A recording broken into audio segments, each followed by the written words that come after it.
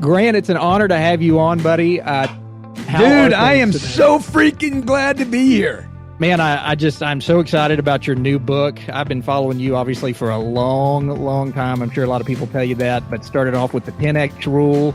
And then you told me over on Twitter years ago that I needed to go check out if you're not first, you're last. So I saw that. I went and read that. And it was, I don't know if it was better, but it was good as well.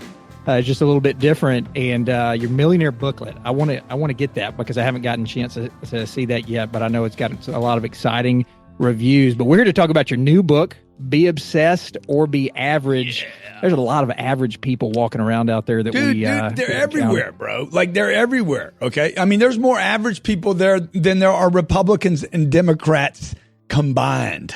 That's true. Tell me about you, man. You could have gone you've got a lot of stuff going on. You've got your speaking engagements. You've got all the stuff that you're doing on your different podcasts and TVs and different things that you're doing. Why at this time another book, and why about being obsessed? Well, number one, this book, this is a big release with Penguin Random, which is a major publishing house. And, oh man, it's kind of complicated, but it took 19 months to get this book out. All right. It didn't take that long for me to write it, but it took, this is really a story about my life and how I took my obsessions back to the obsessed thing. You can either be like, do one or two things and try to balance the rest of your life, or you can be obsessed with your life and make sure you cram as much as you can into it. Yeah, absolutely. To make it a great life. I'm glad you mentioned that because that's a lot of what I want to talk to you about today. And for those of you out there who are living under a rock and don't really know who Grant Cardone is or what his story is, Grant, tell us how you got to where you were today from either your childhood or young adult when you started working. Just how did you get to where you are today? Because I know it didn't just happen overnight. Dude, I got there by being obsessed with getting out of where I was. And it didn't happen overnight. It's about be obsessed, get obsessed, be obsessed, stay obsessed, and then surround yourself with other people that are maniacs. And be willing to get rid of the people along the way. Like there's no, I know everybody's looking for, hey, when did your life change? Look, it changes every day. So, and then you got to add change on top of that. How are you going to get to Mars, right? Well, you're going to build a ship. You're going to probably blow up the first 2 or 3 of them. And then you're going to stay focused on the task, get people around you that don't make excuses, get rid of people that do. And then you're going to be like, hey, we're going to Mars, dude, no matter what it takes, what it costs. And you got to keep feeding the dream, And so that's what I've done, dude. I like from 8 years old, like 7, 8 years old, I've just been feeding the beast. And when I quit feeding the beast of my dreams and fantasies, when I quit giving them energy, what happened was I started feeding other demons. And my life went downhill. So by the time I'm 25, I'm broke, I'm wrecked, I'm spiritually bankrupt, I'm physically bankrupt, I hate myself. But I didn't quit, Jared, I just had to start rebuilding from zero. I threw myself completely into I did what people say you shouldn't do. Okay. I traded a negative addiction for work. So I have never met a super successful person that somebody hadn't labeled a work addict. Like when work becomes an addiction, dude, we got a problem with labels. I remember my dad died when I was 10 years old. He didn't have a problem with work. He said work is good. He said more work is better. He said lots of work is even better than that. And if you could get a whole bunch of people working together, you could actually accomplish something. Now, fast forward, to somewhere in the last 20 years, work became an addiction. Like, oh my God, you're a work addict, you're a compulsive work person, you're overachiever, you have problems in your life. I'm like, dude, the only problem I got in my life is that you telling me work is a bad thing. The more I work, the better I am. The more I get accomplished, the happier I am. The more I work and the more I accomplish, the better I feel about myself. I'm not trying to fill up a hole. I'm trying to reach my potential. So to answer your question, which was, what went wrong, basically? What went wrong was I quit obsessing I denied the obsessions I have about the greatness that I believed was possible for me. And when I denied my greatness, my potential, my fantasies about the future, right? When I denied that, dude, you're pushing so much energy down. The moment a guy offered me the first freaking stick of weed, and I grabbed it reluctantly and then smoked it, See, I got all this stuff I've been denying, right? I'm like, dude, that was good. Let's do that again. Okay, let's do it again. And let's pop a pill and let's whatever, right? Let's smoke that and let's smoke this and and then I spent the next 9 years smoking and popping and killing myself. So when I went to the treatment center and said, okay, I got to get rid of the negative obsession, they actually suggested that I should get rid of all obsessions. And I'm like, no, man, there's too much juice there, dude. There's too much life there. And so I grabbed all that and just threw it down into my first career, which was sales. Tell me, Grant, how obsession is different than motivation in your mind. I know people throw those words around all the time, but you're camping out on obsession constantly in this new book. How is that different than motivation? Well, motivation is temporary, you know.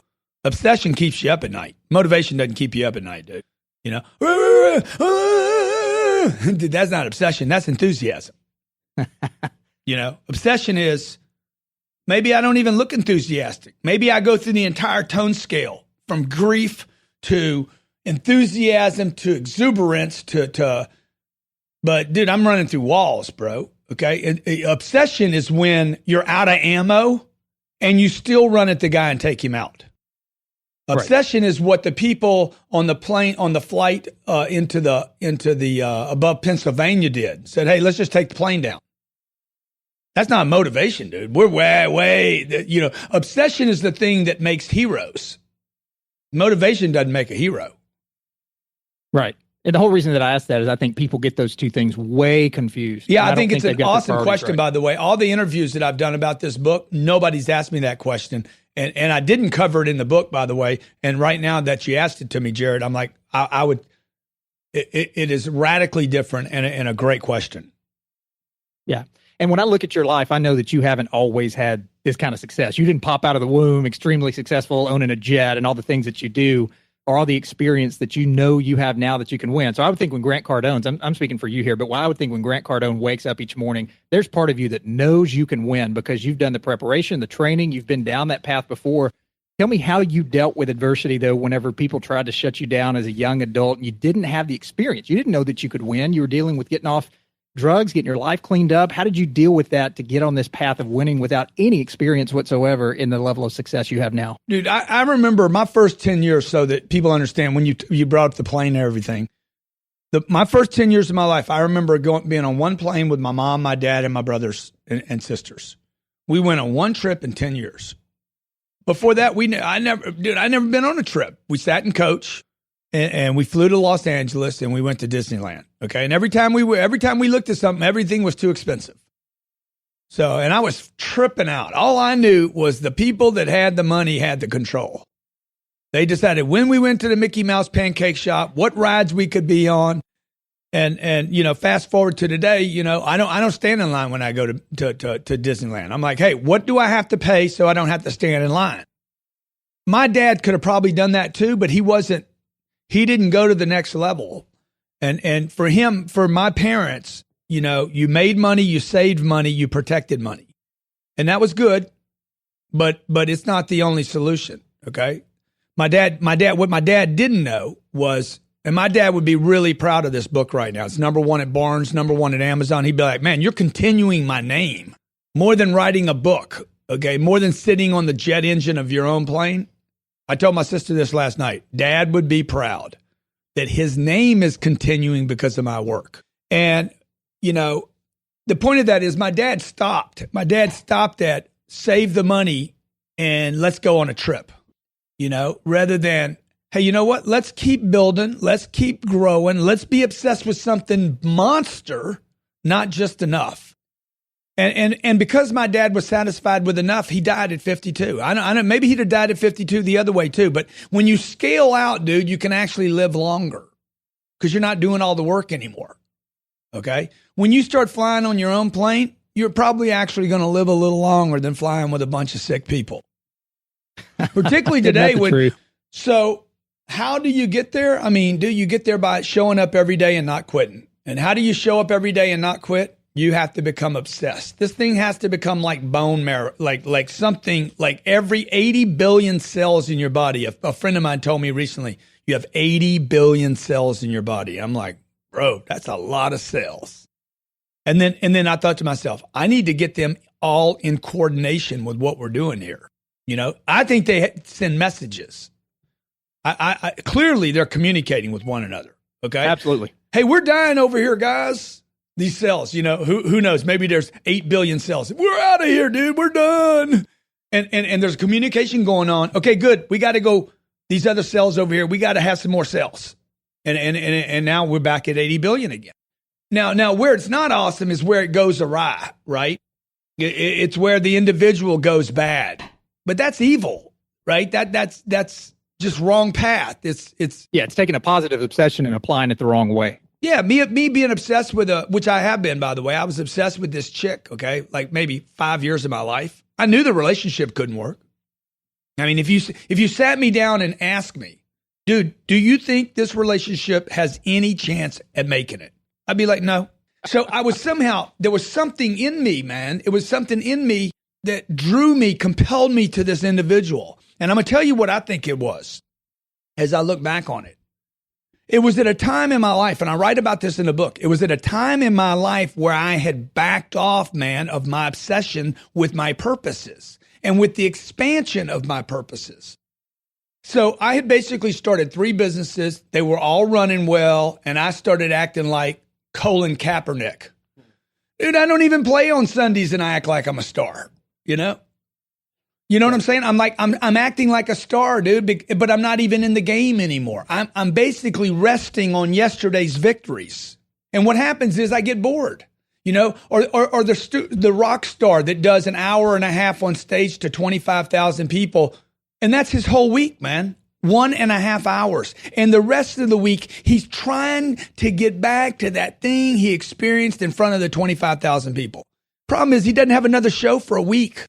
So everything goes awry, okay? For 1.5 hours, he contributed to the planet. And for 166.5 hours, he tried to find it again. Early on in my career, when I got in sales and I really became a sales leader and a thought leader in the sales space, which took about 15 years, I thought the whole selling thing was really like the thing, And then I started creating some content on closing, and then also on prospecting and building a customer base and awareness. And first, if you're not first, you're last. And then we did the 10X rule, which is about action. But if I look back on it, man, what was driving all that was this obsession, this desire, even from the age of 8, because people kept saying, dude, I want to hear about your story, man. Who are you? Where'd you come from? So I'm like, well, hey, that's kind of interesting. And I started looking at that, and I said, I wonder what happened to me. In all these interviews, I walk away, what happened to me, man? I was so screwed up at 15, 16 years old to 25. What happened? Well, today, and this has really been very cathartic, and it's almost healing for me, if you will, that I realized through these interviews that basically I had suppressed my obsession with being known, with wealth, with being happy, with prosperity, with abundance. I had been suppressing those ideas. And when my life really started turning around was not when I quit abusing my life and myself and disrespecting myself. It's when I started saying, hey, I'm going to get obsessed about the things I want to do and the things that everybody around me is telling me that I can't do. So it really started with obsession. I mean, this year I've written the Millionaire Booklet. It took 2 hours to write that book. 30 days later, it was published in 38 languages. Playbook to Millions. What else did we do this? Oh, Mastering Objections, a rebuttal book, and now Be Obsessed or Be Average. Okay, that's 5 programs in 1 year. And people are like, dude, how are you doing this book? Well, this book started over a year ago, and books are very, very difficult to release, but I'm hoping, my goal is to reach a lot of people out there that maybe you got a wife or a husband at home saying you do too much, or that you're a control freak, or you're the people that work for you, like you're a micromanager, okay? Or somebody's calling you ADD or ADHD or obsessive compulsive. If you're being labeled out there, my goal is this book will actually reach you and give you permission to continue to be who you are rather than be someone else, which is most likely average. And I know that you have a saying in this book, I think, and I don't want to misquote you here. I'll let you speak to it. But you say that the whole phrase of being balanced is more just a reality for all of us to go out and just be average and just totally go to work, go home every day. Why do you not buy into this whole balance talk that everybody's talking about? Do you know anybody that's great that's doing the balance thing that even talks about it? No, never met one. I've met I've met many, many millionaires, many guys that are worth hundreds of millions, guys and gals, many people that are worth maybe a fewer number, maybe many's not the word, but a number of billionaires. You know, I was on the phone with Mark Cuban the other day. I'm like, hey, Mark, tell me about the balance thing. Don't know anything about it, man. Never even think about it. You know, a buddy of mine sold a company for $21 billion. They do what, you know, I've spent hundreds of hours with this guy. He's never mentioned the word balance. Now, let me throw a curveball your way, though. You may have some guys out there that you know have been burnt out, stressed out, at their wits' end, and they had to get some balance or some whatever you want to call it in order to come back and be a champion at what they're doing. How would you speak to that if you've got some criticism? Hey, Jared, it's a great question. It's a great question. I wish I could see your face right now because I know a couple of guys right now, when I watch them on Snapchat, I'm like, that dude is burning up, bro. He's angry. He's tired. You know, he looks beat up. It's like, it's not attractive. Now, what that tells me, by the way, it reminds me of when I was 35 years old, probably 35, 36, 37 years old. I had 2 companies. Dude, I was grinding so hard. And the reason I was burning was because I was really no longer on my purpose. Okay. I was literally just on a grind. I was on a grind. And you hear these guys talk about the grind and the hustle. Look, it's not all about grind and hustle, okay? And I'm not talking about balance either. I'm talking about being in the zone.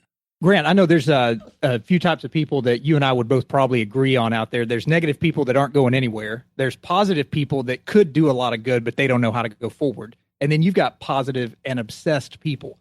And I know you probably know all of those people just like I do. Everybody, though, needs to recharge. And people out there that are positive and obsessed and could be doing a lot more. I'm sorry, positive and don't know how to go forward could be doing a lot more. But to the listener that's hearing this and says, look, man, I'm a positive guy. I work my tail off. I'm burning the fuse at both ends. I want to move forward. Grant keeps talking about being obsessed. May seem silly, but where do they start? Where do you start after being beaten down most of your life to say, look, I'm going to wake up tomorrow and start a new pathway of being obsessed where I can go conquer big Well, I think there's 2 questions there, Jared. Number 1, where do I start? Number 2, if you feel like you're burning at both ends right now and you got nothing left and you need to recharge. So let's take the recharge first. You know, I would tell the guy that thinks he needs to recharge. First of all, if you can only afford a 3-day vacation, that is not the way to recharge. Correct. Oh man, I need a vacation so bad it's going to recharge me. No, it's not. That's not going to recharge you, dude. There's no proof anywhere on the planet that 3 days in a Holiday Inn where breakfast is free and the people you meet will be boring is going to recharge you. In fact, I've been on vacations that were more work than the trip. Like going on the trip was more work than had I stayed home. Now, if I'm going to do a trip, dude, I'm doing a sick trip, okay? I tell people this all the time. Look, if you can't do a sick trip, I'm talking first class, everywhere, buy everything you want while you're there, buy the best house, the best villa, have room service, have people cleaning up behind you. If you can't do that trip, don't go on a trip. You got to figure out some other way to chill out because you hadn't got your money right yet. And by the way, nobody's entitled to a vacation. Nobody's entitled, I need some time off. Dude, until you have the money to do the deal right, don't go do the deal. Because that would be a recharge. But if I'm going there, if I'm planning the trip and spending money I don't have, then I go there and spend money I don't have. And then I come home and I got to pay bills for a trip with money I don't have. Okay? That's not stress, man. Okay? I mean, that's not recharge. Oh, yeah, you're taking a step backwards. You're going to be like, dude, that was dumb. No, but what you will do, you won't do that was dumb. You'll say, I deserved that trip. I needed that trip. I couldn't afford that trip. And now you're going to experience even more stress because there's no way out now, okay? The other question about if I don't know where to start, man, look, you guys, you got to have some big freaking, the reason you're burnt out is either your goals aren't big enough or you're not doing enough. Like every time I feel like I can't do more, what do? My solution is not to take stuff off my plate. Walt Disney, he was probably around before you were alive. You know his name. His work lives on. Why? Because he was obsessed. He wasn't motivated. And maybe he was motivated. But more importantly than motivation, which sounds like Tony the Tiger on the front of the Frosted Flakes. Great! Okay? More than being motivated to buy something, dude, I'm freaking obsessed. And I think you hit a key point earlier. That obsession, if it's not controlled and it's not put into the right avenues, leads to destruction. So no, Jared, that obsession, when denied, when suppressed, when held down, okay, that's when it goes off in different in destructive directions. It's when it's denied, dude, not when it's directed the right way. Everybody's obsessed about something, man. I've never met a human being on planet. You don't need to be a heroin junkie for me to find out you got an addiction about something. There's something, dude, that you do that you like so much, you would do it every day. Yeah, absolutely. And you're so busy, Grant. I mean, I don't have to tell you that. You're so busy. You're on so many platforms out there. You've got your TV shows, you've got the podcast, you got everything, but you're also known for great energy. And I know you're going to tell me it's because you're obsessed, but if that's the answer, then that's the answer. But I'd love to know where that comes from every single day of your life, because I haven't seen you turn it off. Well, it's not about hustle for me. I never think about hustle. Like I rarely use the word. I even told my staff, I'm like, I don't know why you guys use that word all the time. I never use it. They write articles. I said, guys, I don't talk about hustle. I don't even talk about hard work. I mean, there's one time I talk about hard work when it comes to money. But really, it's not about hustle. It's not about a grind. I don't want to grind, dude. I'd much rather not hustle. I'd like to show up for a deal and the money just fall out of the sky.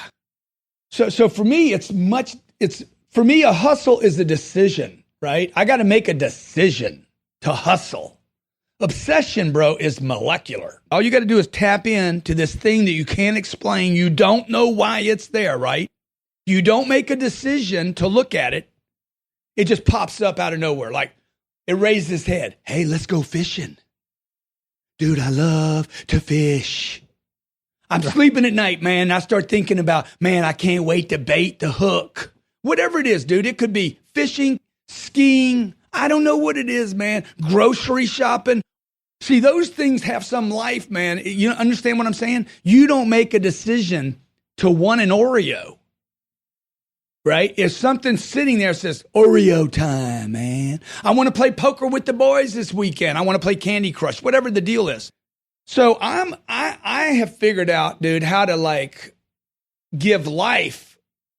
I don't know if it's cells. I don't know if it's spiritual. I don't know if it's purposes.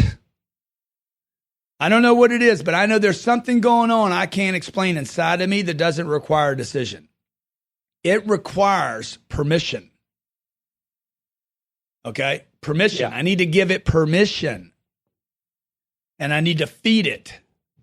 Right? Yeah. And I need people around me saying, bro, do it, dude. I've written 4 programs this year. Last year, I was saying, I'm done writing training programs. This year, I wrote 4, the most I've ever written. 2 books, 2 training programs, and none of that was on a schedule. None of that was planned. But it's in me, bro. It's in me. It's like it's wanting to come out. Like when you get obsessed with the expansion and the possibility, right? Elon Musk does not look worn out to me. And he's interested in colonizing Mars, bro. Right. You know what I'm saying? That's big. See, I think what happens is the individual gets trapped in this idea of production at one level, and that one level no longer energizes the individual. So, and I talked about this in the 10X rule. Man, there's got to be an explosion. At some point, this thing's got to go off and it's got to go wide as opposed to just up and down like pistons. I mean, look, the pistons need they need all kind of, depending on how fast those pistons are going, they're going to need some kind of silicone lubricant or something. The way to go is go almost like a nuclear explosion goes wide. A fusion explosion goes wide. So it starts expanding the individual's think. So you're not doing the piston up and down activity. Now, that being said, what I mean is, and I talk about this in Be Obsessed or Be Average. See, a lot of people believe that you can only have one purpose. And I think that's what causes the burnout. And I know it did in me, is that I was told that I could only be good at one thing, man. You know, it's impossible, I was told, to be a good father and a good husband and a good boss and run 5 businesses, okay? And make time for community and church and spirituality. I mean, even the Bible talks about this, man. Like take off one day of the week because God did. Okay, well, God did some magnificent things for 6 days. He went wide, dude. He did oceans. He did freaking ranches and animals and elephants and butterflies and sunsets and rainbows and planets and little fishies and sharks and microbobs and boobabobs and things that we haven't even discovered yet. Then the dude said, you know what? I think I'm going to take a day off now. So what do you say to the guy? And I know you know guys out there, as I mentioned, that have been just grinding and creating massive success that do say, man, I'm at the end of it. I like Grant. I like his message, but I am so tired. I'm so burnt out. Now this dude's telling me to go out because and be you need obsessed. to go. What would you tell to You need to go wide now. You need to go wide, man. You're only hitting on one. You're burning up these cylinders, right? You got 12 cylinders, man. You need to use them all. You don't have one purpose. You got to figure out how to dedicate time to your church and to your marriage and involve your kids. Like the vehicle's got all 12 cylinders working. It's not thinking individual things. Humans tend to think I can only be a businessman. I can't be a businessman and an artist. The artist thinks, I can't be an artist and have money. Then they have kids. Okay, now I have to be a mother. I have to give up the idea that I can have a career. It's garbage, man. These are average ideas. The individual is happy when the individual is obsessed and contributing at a lot of different things in life, going wide again, like nuclear, like an explosion that goes north, south, east, west, and every direction, like a hurricane goes wide, right? I'm telling people, look, man, the reason you're getting burned out is you're off purpose. No, I'm doing what I'm supposed to be doing. You're only doing one thing. You should be doing many things. And you can, by the way. And the things that are wearing you out, Jared, are the things that no longer serve you. Yeah, and that goes completely against what I think our society has said about business is that you are getting worn out, you're getting burnt out because you're doing too many things, and you're actually saying take it the other way. Yeah, I'm going to tell you something. It ages me when I don't feel like I'm making a difference. Right, absolutely. You talk about showing up a lot as well and how you've got to show up. You wake up in the morning, that's a show up. You get on a plane to go somewhere, that's a show up. I don't think average people that aren't going wide are really showing up. And that goes back to your whole purpose point. They're not showing up. Well, dude, you could be showing up at work. You could be showing up in one place. I know people that show up and then don't show up. I mean, there's so many gradients of showing up. Or I could show up and then show up again and then show up again and show up again. Like how do you keep showing up like it's the first time you're showing up and like it's game time, baby. Like I'm all in all the time. This is the only thing I'm interested in doing right now. And as soon as this is over, I got to go show up and do that again for the next thing. And the book is really about how do you find this obsession that's got all this juice and energy. It's got freaking nuclear fusion type energy in it, like an unbelievable amount of power if people would just tap into the things that you actually don't even want to be, that you've been told not to be. What would you say, and this is going to be a weird question, but I really do want to know the answer. What would you say is the biggest key to being obsessed? You got to go in and you got to go be the things everybody told you not to be. What happened that people gave up on their dreams and their fantasies and that we can't talk about it anymore? And what I think it is our society now is labeling anybody with a dream as defected, as greedy, as ambitious, as overachievers, ADD, ADHD, compulsive disorders. Dude, it's all control freaks, hungry for celebrity, selfish, self-centered, you name it, man. Now, some people are going to hear this and be like, yeah, I don't need all that. That's because the average thing got you. Well, or they've watched people do it the wrong way for so long, and they think the word obsessed is that taboo, or hey, we don't want to chase that. We don't. So it takes people's dreams and it takes what they want to do, and it takes them way down to a lower scale because they've seen people do it wrong. Yeah. If you look up the word obsessed in the dictionary, actually talk about a preoccupation, unable to get away from an idea, typically one that is destructive. Dude, I'm not talking about the obsessed with a bad relationship. I'm talking about it being obsessed with the things that are survival. And the things that represent prosperity and abundance and affluence and security for my family, right?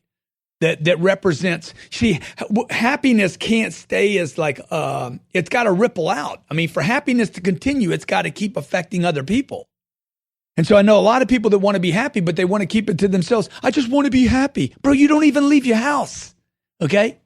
How can you be happy when you don't even leave your address? There's no adventure. Sooner or later, Oh, but I'm fine at my house. I'm fine at my little house. Come on, your whole life. So there's a whole planet to expand into and have new adventures, new experiences, learn new things, new discoveries. And those are the things that I'm suggesting that people need to get obsessed with. And the only way to get obsessed with anything, man, is to own that you are obsessed with some bad things. Because everybody I've ever met, everybody from the least successful to the most successful, man, what's your addiction? What's your obsession? What's your compulsion? What's the dark thing you can't get rid of? Everybody's got them, man, whether they're little insecurities, fear of people, phobias, doubts, drug addictions, alcoholism, pornography, you name it. Everybody's got something, okay? They like to compete. They like to make people wrong. They like to let other people make them wrong. The list goes on and on, right? This is just proof, man, that you can be obsessed with water sports. Maybe you're obsessed with watching Tom Brady. You're obsessed with hating him, or you're obsessed with loving him. Sure. You know, I mean, why would somebody buy a $90 Tom Brady jersey? And by the way, those people, they can't spend $90 at Whole Foods. Right. Because they're obsessed, right? With what? Some fantasy about some guy that is a superhero. Right. You talk about also a small percentage of your lifetime. I've heard you say this a lot. Small percentage of your lifetime you actually get overpaid. I think that's why a lot of people don't become obsessed about things that can make a big difference in this life, because they're in it for the money. They're in it for the wrong reasons. They're trying to get paid on everything. And a very small percentage of our life, we will actually be overpaid for the things that we do. Yeah. Well, dude, you definitely been studying my material if you get that, because I've said that. Most people don't get it, so congratulations to you. I didn't know this until I was about 51, 52 years old. Most of your life, first of all, everybody will be underpaid. I wish they would have taught me this in college so I wouldn't have been so depressed when I was underpaid. Most of your life, you will be underpaid, okay? The politicians raising minimum wage, you can raise it to $10, $12, $16, raise it. The truth is, median wage is the biggest problem. Most people are underpaid in America. In the richest country on the planet, most people are underpaid. At $25 an hour, you're underpaid. Very few people ever get to a position to be overpaid. You're going to be underpaid most of your life. And then if you're lucky, if you pay the price, if you do the right things, if you get obsessed with greatness, then one day you have a chance at being overpaid. And what I mean by that is you will actually get paid not to even work. I mean, people are going to pay you so much money, it's going to be like, this is just ridiculous. I cannot believe Kanye West is going to make $40 million this year on maybe 30 concerts that he used to do for free, man. Good. That'll help him maybe get out of some of his debt. No, it won't, because he's not producing enough. So you see, he's got to figure out how to go wide now. He can't just do concerts in Miami and then go, because sooner or later he runs out of juice. So he's got to figure out how to go wide the way Dre did. And you start producing and buying time. See, Dre was obsessed with not just making music, but being paid for other people's music, because Dre and Jay-Z were obsessed with freedom. They didn't want to be used by the man. And they realized, dude, I can't just sing and make money. I got to go wide. I have to become a businessman, not just be a business. I'm going to I'll throw a curveball your way on this one. How is this book dramatically different than anything else you've ever written? Because basically it's the underbelly of 10X. Really, this book came out of 10X because people were like, man, if I 10X everything, and you've hit on it a couple of times, if I 10X everything, aren't I going to burn out? No, man, you got to get obsessed. Like, you got to get obsessed with why you want to go to the next level.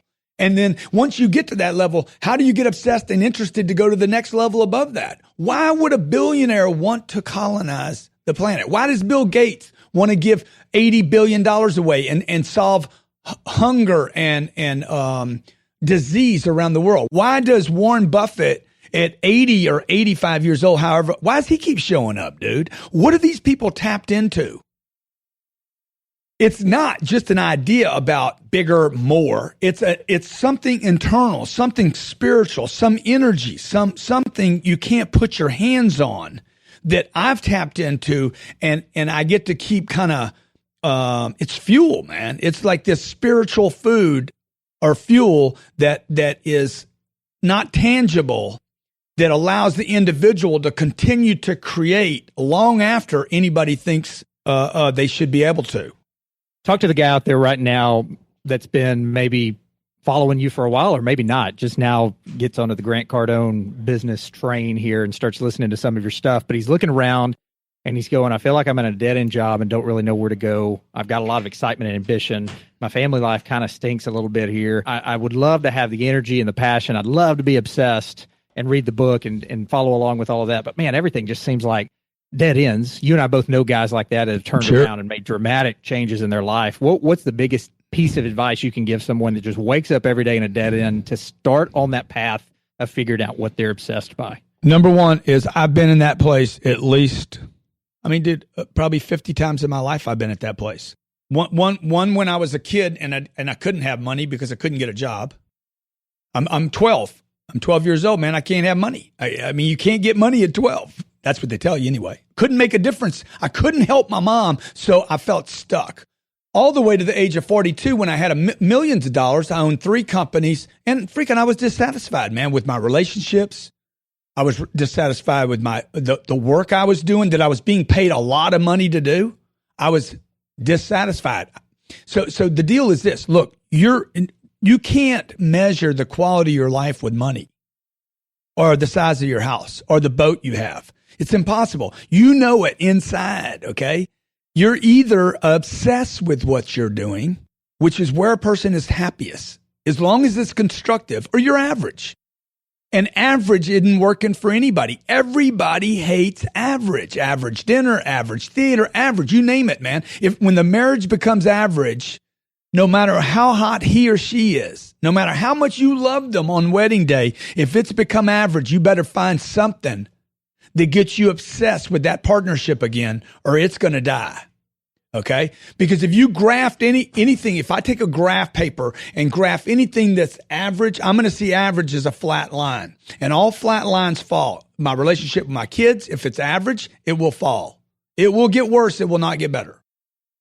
So that obsession is somebody rocketing towards something, right? So the way you do it is you just make a decision, man. It says it on the title of the book. You really don't even have to read the book. If you can just get the first line, be obsessed or be average. That's your only 2 choices. Make sense of nothing else. And I talked about this in the 10X rule. Average is a losing formula. Outside of this book, what is the favorite book you've ever written that's going to take people to action, take them to higher places where they want to be?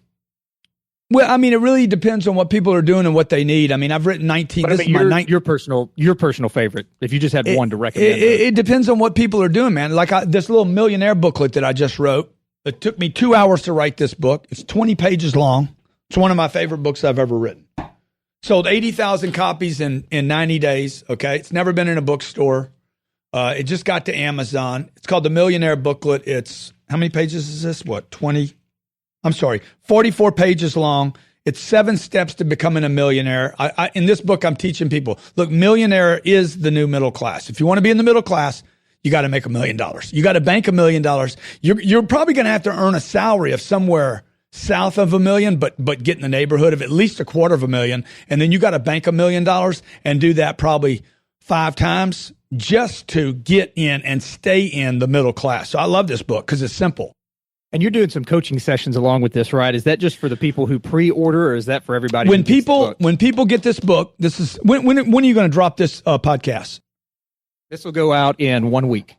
All right. So this is what's going to happen. Okay, when people get Be Obsessed or Be Average, where you get it from Amazon, Barnes & Noble, Books A Million, Book Depository.